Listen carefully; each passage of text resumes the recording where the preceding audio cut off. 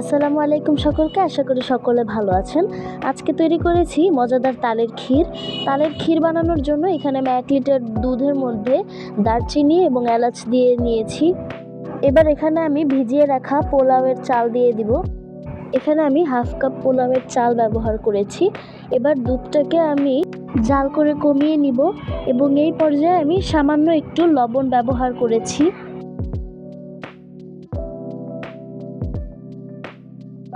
দুধটা জাল হতে হতে অপর একটা চুলায় আমি তালের পাল্প এবং খাঁটি খেজুরের গুড় নিয়ে নিয়েছি।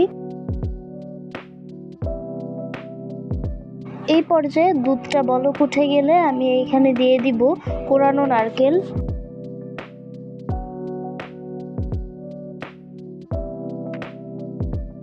অপর একটা চুলায় আমি তালের পাল্প এবং খেজুরের গুড়টাকে ভালোভাবে জাল করে ফুটিয়ে নিব। তাল এবং এই গুড়ের মিশ্রণটাকে আমি চুলা বন্ধ করে ঠান্ডা করে নিব। আমি এখানে হালকা একটু ঠান্ডা করে নিব।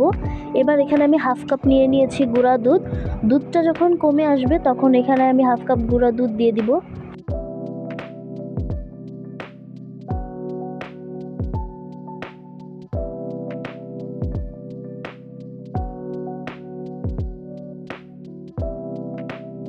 এবার আমি দুধের মিশ্রণে চুলাটাকে অফ করে দিব এবং আগে থেকে বানিয়ে রাখা তালের পাল্প এবং খেজুরের গুড়টাকে দিয়ে দিব। ভালোভাবে মিশিয়ে নিলেই তৈরি হয়ে যাবে আমাদের মজাদার তালের ক্ষীর। আশা করি আজকের ভিডিওটি আপনাদের ভালো লেগেছে। ভালো লেগে থাকলে অবশ্যই লাইক, শেয়ার, কমেন্ট এবং সাবস্ক্রাইব করতে ভুলবেন না। দেখা হবে নেক্সট কোনো ভিডিওতে। ততক্ষণ পর্যন্ত সবাই ভালো থাকবেন, সুস্থ থাকবেন। আল্লাহ হাফেজ।